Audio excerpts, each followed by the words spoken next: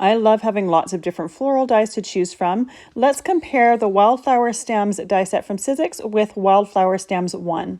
Now the Wildflower Stems has 7 different dies within the set.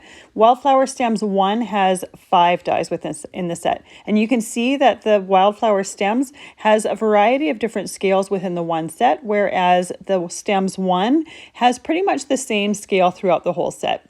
Both are great for using for different techniques, and both are really, really easy to use with die cutting, and as well as die cutting different cardstock, whether it's glitter paper, vellum.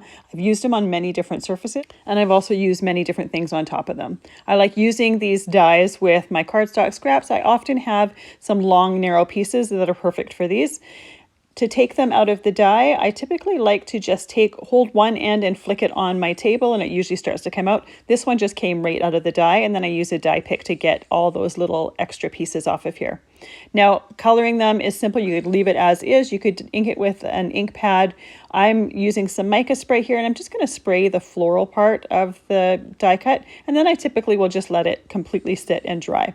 I love using these for all sorts of different floral cards, and you can see here some of those had that glitter cardstock as well as the vellum, and it's really, really easy for these to be able to pick and choose the florals you want depending on the look you're going for.